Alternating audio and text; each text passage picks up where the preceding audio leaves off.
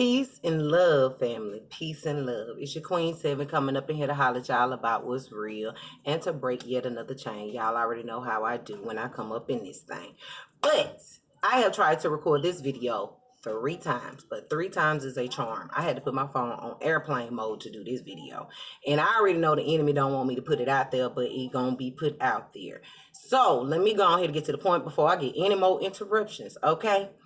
This is a touchy situation, but at the same time, it need to be spoken. I'm the type of person, if I cut you, I'm going to cut you a little bit, but I'm going to heal you with the end. You feel me? But anyway, I just want to give y'all a little snippet on how my mind works and how my imagination works. You know, usually I'm very closed off when it comes to me. I'm kind of personal a lot when it comes to myself. But I need to share y'all a little vision of myself. So just imagine yourself from my eyes right now. Use your imagination.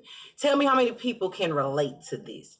But anyway, by me being a spiritual being, you know, of course, people, you know, they see me, I dress the way I feel, you know, and, you know, I'm going to express myself. So usually when I go to services or, you know, funerals and stuff like that, I always get that, oh, Lord, who is this and why is she dressed like that? Where she come from type of look.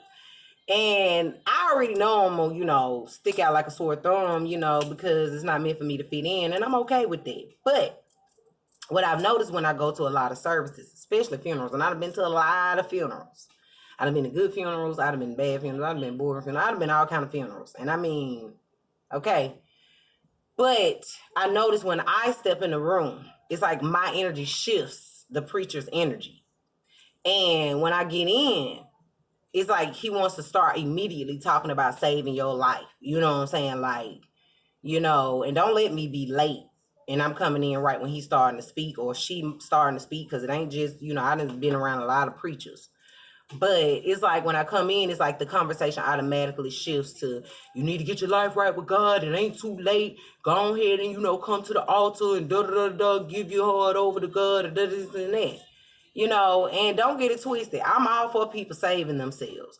But it's like, why that conversation got to come up every time I step in the room, you know? And so I'm just looking at it like this from my point of view, and other young people my age is, you know, like if I'm stepping into a funeral, especially if it's somebody that was close to me, a close loved one, the last thing I want to be is freaked out or scared to freaking death. And I'm already at a funeral.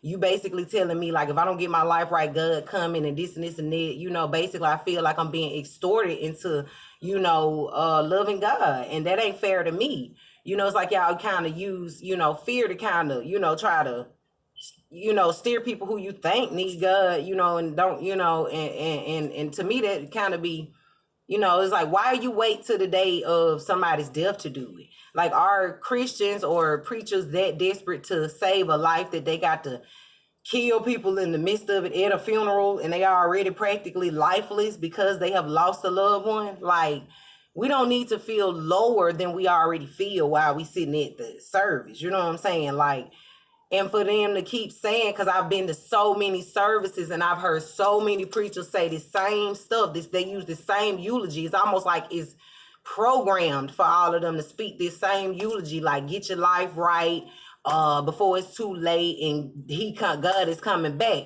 But little do they speak, the Most High is already back, really never left.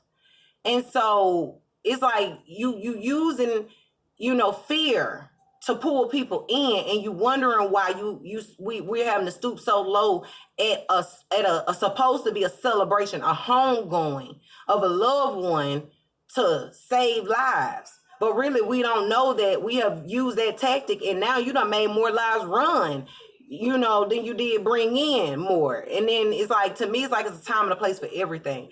And, you know, when it first started, you know, because I grew up in church all my life. So, you know, I've been to a lot of services. And when it first started, when people would bring that tactic up at a funeral, you know, at the time it was happening, like back in the 90s. Yes, it was very valid and it was true. And people did need to take heed. But here we are in the 21st century. We can't keep using the old ways and expecting all new doors to open. We just can't. Old ways don't open new doors. And so I personally just think it's absolutely annoying to come to my loved one's homegoing and wanting to feel sad and wanted to cry and wanted to just feel the emotions of their loss and also celebrate their homegoing to the Most High, the last thing I want to deal with is being scared to death. I might as well get in the casket with them. And then another thing that annoys me is when I'm looking at the obituaries. Y'all have gotten completely outrageous with these obituaries. Like, literally, we got people, you know what I'm saying, like putting lies all in the obituary. Oh, yeah, that was my grandma. Yeah, she had 16,000 grandkids. Yeah, that was my auntie right there. And that was my husband. Yeah, that my husband right. Knowing y'all ain't walked down the aisle. Okay? God know you lying on that obituary. And then preachers, if you know that you're not operating from your higher frequency, if you know that you don't have this person's best interest at heart, if you haven't taken time to get to know the family before you do the eulogy, don't get out there speaking things that you know you're not living. Don't get out there speaking things that you know you don't believe yourself. Because I'm here to tell you, when you get up in the pulpit or at that podium or whatever you're at, and you begin to speak to people, especially when they're already lifeless, the last thing you want to do is get up there and speak more death into them. And then on top of that, add in your non-belief energy. How that work?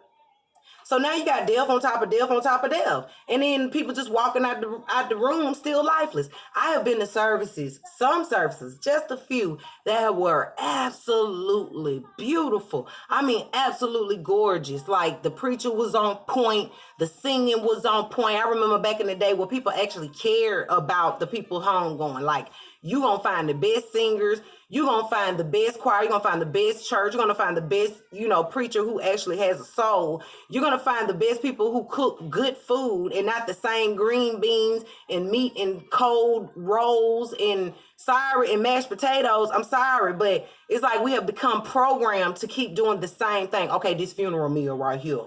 Okay, this is the funeral eulogy right here. Okay.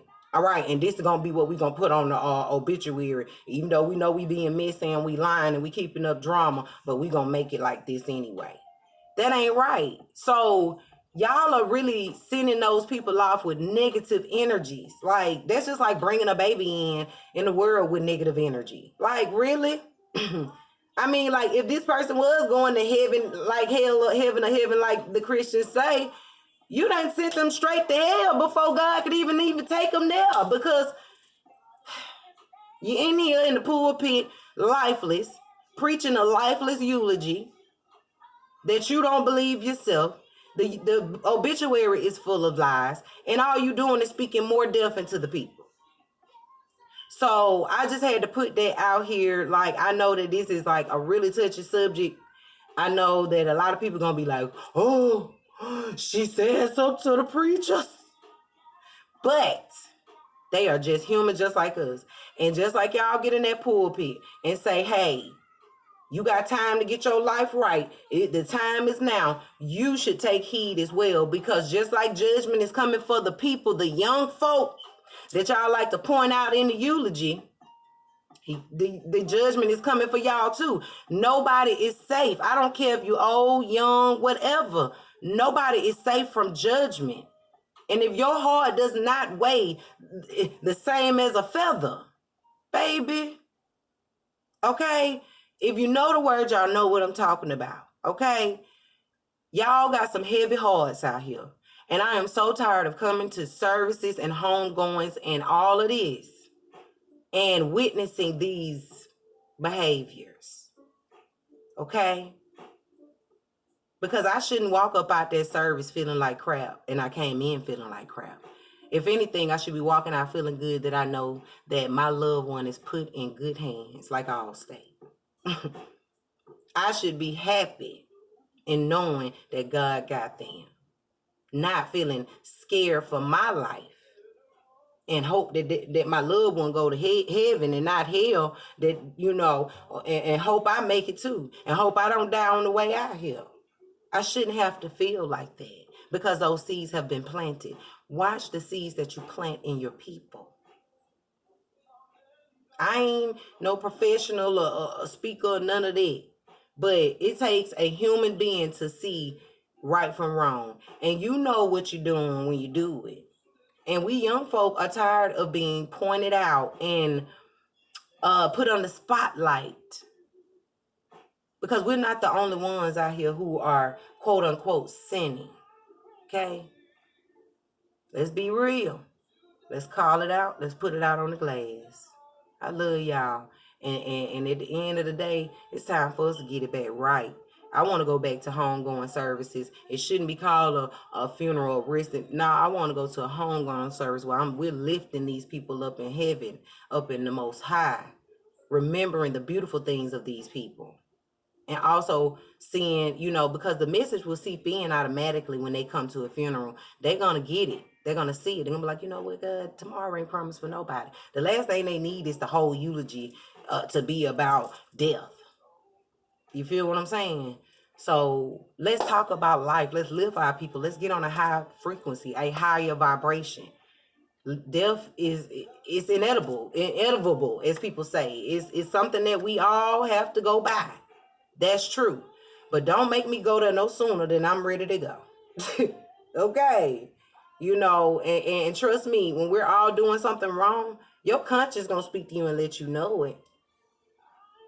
So just like we in the congregation might not be saved, just like the same people in the pulpit might not be either. Because everybody is human. So let's act like it. Let's not forget where we come from. Let's not think we are above anybody. Because I don't care what position you are in, you are no bigger than the higher power. And the Most High is watching everybody in the background. It's all about integrity. It's all about what you do when people ain't watching. So it matters definitely when people are watching. So I hope I'm making a lot of sense.